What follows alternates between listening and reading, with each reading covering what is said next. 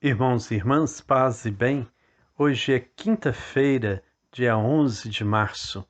Nós continuamos então nossa caminhada quaresmal, nesta busca de uma sincera conversão, fazendo os encontros com Jesus à luz do Evangelho de Marcos. Hoje nós vamos meditar capítulo 8, versículos 27 a 33, que nos convida a responder uma pergunta: quem é Jesus? Sabemos que o Evangelho de Marcos foi escrito para responder a esta pergunta e, ao mesmo tempo, para mostrar o caminho de Jesus que devemos seguir se quisermos ser seus discípulos. Que nós possamos, então, hoje acolher essa palavra e fazer este encontro de Pedro com Jesus. Pedro professará a sua fé. Que nós também possamos professar a nossa fé e seguir Jesus com fidelidade. Façamos nossa oração para todos os dias da Quaresma. Deus de ternura e bondade, que viestes ao nosso encontro com gestos de amor e misericórdia, concedei-nos verdadeiro tempo de conversão, que ao meditar os encontros com Jesus narrados no Evangelho segundo Marcos, façamos verdadeiro encontro pessoal com Cristo, assumindo em nossas vidas suas palavras e ações como autênticos discípulos. Que o tempo da Quaresma nos prepare para vivermos como ressuscitados, promovendo a fraternidade e o diálogo em verdadeiro compromisso de amor, pois cremos que Cristo é nossa paz. Do que era dividido, fez uma unidade. Que sejamos um. Amém.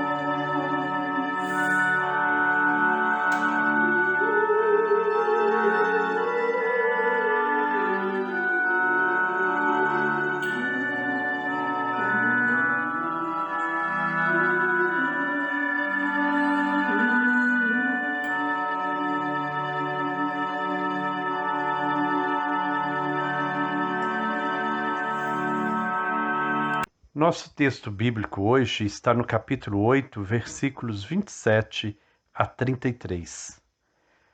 Junto com os discípulos, estamos com Jesus a caminho de Cesareia de Filipe. De repente, ele faz uma pergunta: quem dizem os homens que eu sou? Parece uma questão simples e de resposta fácil. No entanto, a variedade de opiniões sobre a identidade de Jesus se revela. Alguns dizem que tu és João Batista, outros que és Elias, outros ainda que és um dos profetas. Se fizessem essa mesma pergunta hoje, as opiniões seriam bem mais diversificadas. Contudo, o que neste momento está interessando para Jesus é o que os seus discípulos pensam. E vocês, quem dizem que eu sou? A resposta vem por intermédio de Pedro. Tu és o Messias. Ficamos contentes com a afirmação de Pedro, pois achamos que não poderíamos ter respondido melhor. Ele acertou a resposta. Será? Quando a identidade de Jesus parece estar resolvida de uma vez por todas através da resposta de Pedro, ele proibiu severamente que eles falassem a alguém a respeito dele. Já vimos que essas proibições têm a finalidade de proteção e, ao mesmo tempo, de evitar que a pessoa e a missão de Jesus sejam mal interpretadas. Ora, se a resposta estava certa, por que proibir que ela fosse divulgada? Alguma coisa faltava na afirmação de Pedro.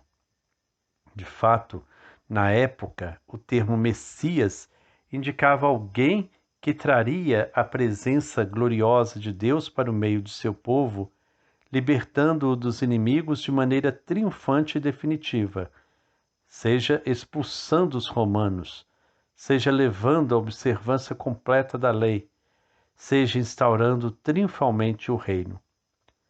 A questão está aí.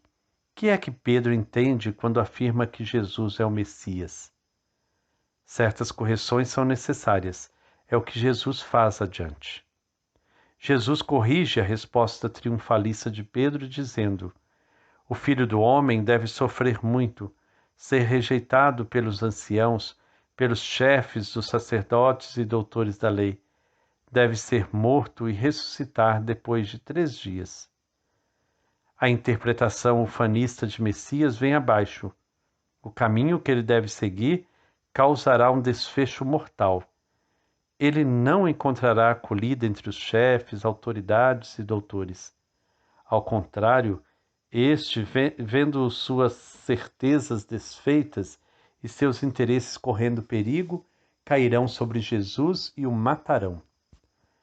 Para que o projeto do Pai seja anunciado e se realize, é preciso enfrentar aqueles que se opõem a esse projeto, desfazendo uma concepção nacionalista e legalista da missão reservada ao Messias. Só assim se torna possível a ressurreição, com vida e liberdade para todos. Mais do que com o glorioso Filho do Homem descrito por Daniel, o verdadeiro Messias se identifica com o servo sofredor descrito por Isaías. E quem quer seguir Jesus precisa estar consciente desse caminho do Messias.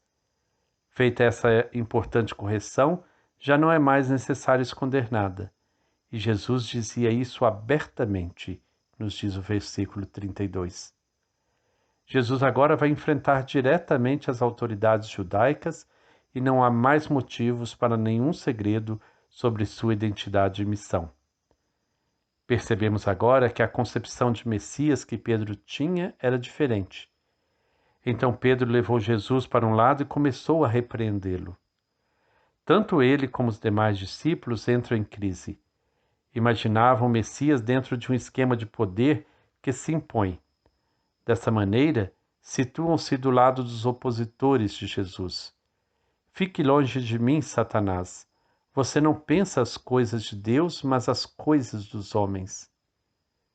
Querer fugir do conflito onde as forças demoníacas causam a escravidão e a morte, e inventar um projeto onde não há lugar para a perseguição, mas que agrade a todos indistintamente, se compromissando com poderes que marginalizam as pessoas, é aderir, ou melhor, identificar-se com Satanás. É distorcer o próprio projeto de Deus. Jesus jamais poderia agir assim, pois cairia na grande tentação, não realizar a vontade do Pai, que o enviou a fim de trazer vida e liberdade para todos. Aí está a primeira advertência para todos aqueles que querem seguir Jesus e ainda pensam no poder. Então nós vemos neste texto de hoje como que Pedro transita de um lado para o outro com muita facilidade.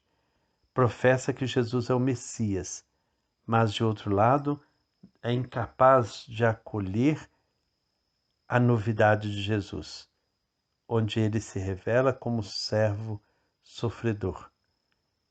Pedro carrega aquela ideia do Messias triunfalista, vitorioso. É incapaz de perceber que o caminho do Calvário, da cruz, da morte, é caminho de libertação. Ainda não conseguiu ter clareza de tudo. Como nós vimos ontem, aquele cego que envia as coisas meio que embaçadas, Pedro ainda vê tudo meio embaçado. E por isso, de um elogio de estar tendo discernimento, que não é Não são os homens que te revelam isso, mas é o próprio Deus. Ele passa a ser repreendido porque pensa com as coisas dos homens como Satanás, né? Então, Jesus lhe diz com muita dureza: fique longe de mim, Satanás. Você não pensa as coisas de Deus, mas as coisas dos homens. E nós, como nós estamos? Pensando as coisas de Deus ou pensando as coisas dos homens? Nós somos capazes de compreender o caminho de Jesus, a missão que ele nos confere? Nós temos clareza do caminho que temos que seguir, as opções que precisamos fazer? Que o Senhor nos conceda essa graça de nós podermos, de fato, professar uma fé com coerência, uma coerência com aquilo que Jesus nos anunciou, uma coerência com o Evangelho. Que o Senhor nos dê a coerência com o anúncio, que a gente possa vivê-lo intensamente. Que o Senhor Deus de amor e bondade nos abençoe. Em nome do Pai, do Filho e do Espírito Santo. Amém. Paz e bem.